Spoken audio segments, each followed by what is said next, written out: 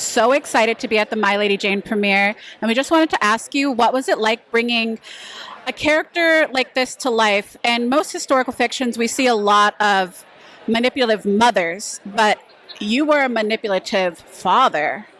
What did you pull from to get there? Well, I mean, it's all in the script, but I do think there's something inherently funny about seeing, my two sons are these dashing, handsome young guys. And to see me fussing around, trying to control them, tell them what to do, and often being thwarted, in my attempts, is just naturally funny. So you just play the script, really.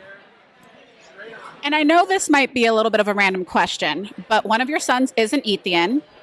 If you were an Ethian, what would you want to turn into? If I were an Ethian and I could turn into an animal, I would turn into a golden retriever dog. Because they're my favorite dogs, and I've got one, and I think I could be happy as long as I had a nice, kind owner. That seems like a really good choice, actually. You get cuddles, pets. Now, when it comes to this series, is there anything that you are extremely excited about to let the audience know? Well, yeah, I think it's such a surprising show. I think the whole Ethian thing is going to take people by surprise. And I think also how much they'll care about Jane and Guildford. I think by the end of episode 2, you really are rooting for them and you want to know what happens to them. So you play Princess Bess in My Lady Jane. And because the show is kind of a spin on historical fiction, what was it like bringing forward a character that is a princess but has heart, isn't kind of cutthroat like most royals are portrayed? Yeah. It's actually really enlightening and fun, and you're so right. I've never actually thought about that. She's someone who turns into something so incredible, but actually compared to most characters in the show, she holds it back. I mean, don't underestimate her. You'll get a chance. You'll get a chance to see her as she shines. But yeah, she definitely leads with her heart, instead of like a lust for power or anything like that. And I think that's what makes her so great, if I'm being biased. This definitely was a series, I've watched the whole thing, where you see goodness kind of prevail over bigotry. What is it like bringing to life stories like that don't necessarily take place in history? How important do you think that is? It's so important. It's so important. And maybe we can learn from it a little bit, it's,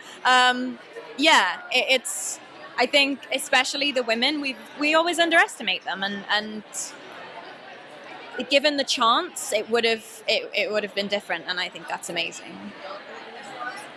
And then my last question, if Prince Bess could have been an Ethian, what do you think she would have been? I think something small and yeah, I can't think, a creature that lives in a forest. I'm sorry, I can't be more specific. She would definitely live in a forest. You definitely would not realize that she's there, but she knows everything that's going on. You've directed a lot of our favorite shows. So we just want to ask you, what was it like bringing together a play on historical fiction that is so modern, yet fun and riveting at the same time? I love to tell funny, cheeky stories, and starting with When I'm a Cheerleader, my first movie a long time ago, to My Lady Jane, I like to tell things that are irreverent, feminist, fun, romantic, sexy, all those things. So it was a joy every day to go to work. Were there any surprises with this series and filming in London? There were so many surprises of filming My Lady Jane in London. Most of the surprises were being an American in London and not knowing some of the jargon. For example, do you want to wait in the queue? That's a line. You want to throw something in the bin? That's a trash basket. A lot of little things like that I was just I need a translator. What are you excited for everyone to see with My Lady Jane? I'm excited for everyone to see how funny and how we never take the show too seriously. It's such a romp, and it's just an adventure story. It's very fun, and I just want people to laugh and enjoy it. So, your character is a rebel. Rebels rarely make history. What was it like bringing Archer to life, and what were your favorite things about getting to really put your energy into characters that don't really have historically reference for you to pull from? Yeah, I mean, whew, it's very, very true. I mean, reading the scripts, what was apparent was that a lot of people in this show didn't like Archer. A lot of people didn't have very nice things to say about him and wanted him gone. So that was the baseline, working from a place of, you know, we are revolutionaries and you could get rid of someone that is shaking the tree for a better future. Made it easy because we were working during a time where that was happening in lots of parts of the world. And for me, it was quite easy to connect to that sentiment. And it was really, really fun to bring it to life. I felt like a sort of moral duty to do that as best as I can. But I think that meant that me personally, I was in a different show to everyone else. I took it very fucking serious. Sorry, I swore. I took it very seriously, and then I arrived on set and everyone was really, really funny. So I was like, oh, maybe I should have been a bit more funny. But you can't force those things. Yeah. And the show does have a really high comedic value as well. Are there any like secrets or funny things that happen on set that you could share with us? Maybe. Okay, there was a really funny day. It was a really funny day, and it was supposed to be the last shot of the entire season. Season 1 finale shot, which I'm pretty sure they've got rid of, so I'm pretty sure I can tell the story. But it was a very muddy, wet day, and it was me, Jordan, Joe, I think Emily was there. No, Emily was definitely there. Edward was there, and even Mairead. And it was like the 6 of us like coming together and walking victoriously down this hill. And everyone just kept slipping. It was a mess. It was like toddlers in the park. Like there were holes. Jamie was scared that someone was going to break their ankle. She just kept saying, "Can you not walk in a straight line? What is going on?" Honestly, that was a day where I felt pretty useless. But they didn't use it, thank God. So it was funny, I reckon. Like in hindsight, it was funny. What would you say out there to everybody about this show and why to watch it? I'd say there's something in it for everyone. You know, it's raunchy. It's got that romantic feel. It's got that fantasy element, which is going to come as a surprise to many people because it sneaks up on you.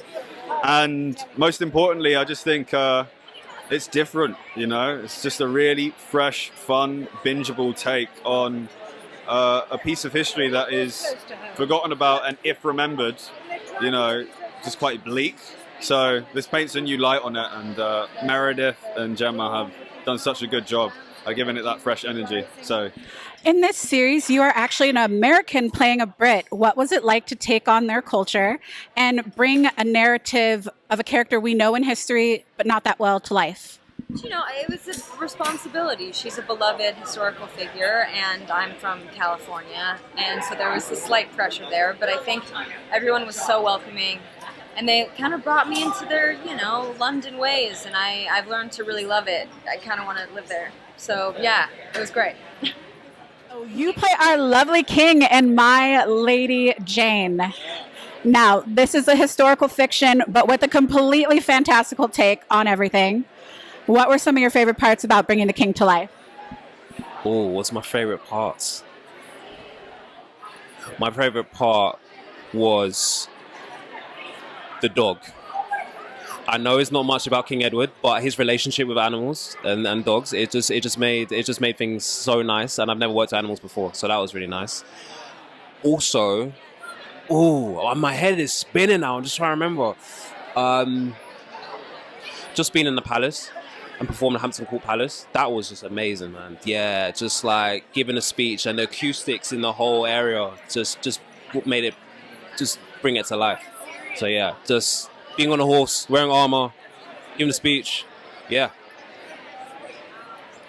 Now, there is kind of a play on relationships in this story. How did you feel about being able to not only bring a character of color to life, but also a queer love story to life? I think it's important. Yeah, we need to represent everyone in the show. And hopefully in season 2 as well, we represent more queer relationships, because just the one in this season. Hopefully there'll be more. And yeah, I think it's just important to show, especially in that time, the Tudor period, it's like, come on, man, there's definitely queer relationships happening within the kingdom. And it was just nice to see that on screen as well, because there's so much straight relationships. So yeah. Now, is that you giving us a hint that there will be a season 2 of this series? I don't know. Don't put it on me. I have no idea. What is it? I have no idea. If there was, what would you want to see for your character? I would love to fight, but who knows? Is my character going to make it season 2 or not? Never know. We don't know. We don't know. Just got to watch it and find out. Yeah.